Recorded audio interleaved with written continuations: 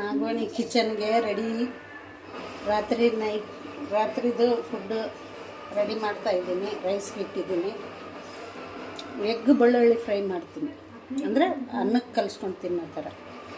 ಬೆಳ್ಳುಳ್ಳಿ 2 ಗೆಡ್ಡೆ ಬೆಳ್ಳುಳ್ಳಿ, ಸಾಲ್ಟು, ಅರಿಶಿನ ಪುಡಿ, 2 ಚಮಚ ಖಾರದ ಪುಡಿ, 1/2 ಚಮಚ ಜೀರಿಗೆ ಪುಡಿ, ಇದೆಲ್ಲ ಮಿಕ್ಸಿ ಮಾಡ್ಕೊಂಬರೋಣ.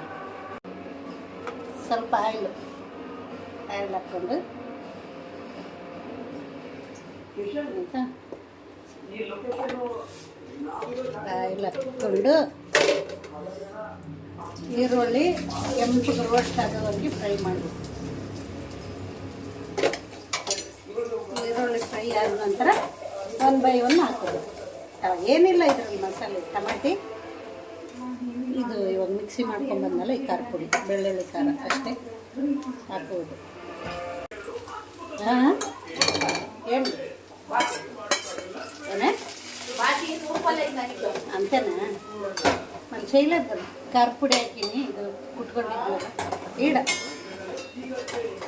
ಕುಟ್ಟಿರೋದು ಖಾರ ಪುಡಿ ಹಾಕಿ ಇದೆಲ್ಲ ಚೆನ್ನಾಗಿ ಫ್ರೈ ಮಾಡಿ ಟೊಮೆಟೊ ಹಾಕೋದು. ಇದನ್ನೆಲ್ಲ ಬೇಯಿಸ್ಕೊಬೇಕು, ಕಲಿಸ್ಬಿಟ್ಟು ಸ್ವಲ್ಪ ಬೇಯಿಸ್ಕೊಂಡು ಆಮೇಲೆ ಎದ್ದು ಹಾಕೋದು. ಬಾಯಿ ಮಾಡಿ ಇಟ್ಕೊಂಡಿದ್ದೀನಿ. ಇದು ರೈಸಿಗೆ, ಚಪಾತಿಗೆ ಎಲ್ಲದಕ್ಕೂ ಬರ್ತದೆ. ಎಗ್ ಹಾಕ್ತಾಯಿದ್ದೀನಿ. ಬಾಯ್ಲ್ ಮಾಡಿ ಇಟ್ಟಿರೋ ಎಗ್ ಹಾಕ್ಬಿಟ್ಟು ಆಯ್ತು.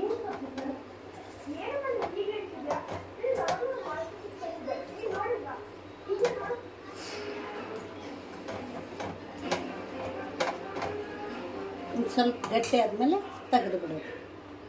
ಆಯ್ತು. ಬೆಳ್ಳುಳ್ಳಿ ಎಗ್ ಫ್ರೈ ಆಗಿದೆ.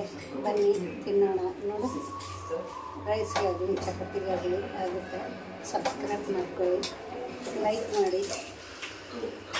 ಫ್ರೈ ರೈಸ್ ಇವಾಗ ನೈಟ್ ಡಿನ್ನರ್ಗೆ ರೈಸ್ ಎಗ್. ನೀವು ಬನ್ನಿ ಊಟ ಮಾಡೋಣ. ಇದೆಲ್ಲರೂ ಸಬ್ಸ್ಕ್ರೈಬ್ ಮಾಡ್ತೀನಿ. ಚೆನ್ನಾಗಿದೆ, ಏನು ಮಸಾಲೆ ಹಾಕಿಲ್ಲ. ಬೆಳ್ಳುಳ್ಳಿ ಖಾರ ಒಂದೇ ಹಾಕಿದ್ದೆ, ಟೊಮೊಟೊ, ಈರುಳ್ಳಿ ಅಷ್ಟೇ. ತುಂಬ ಚೆನ್ನಾಗಿರ್ತದೆ. ರೈಸ್ಗೆ ಮಾಡ್ಕೊಂಡು ತಿನ್ನಿ ನೋಡಿ ಒಂದ್ಸಲ. ಏನಂತೀರಾ?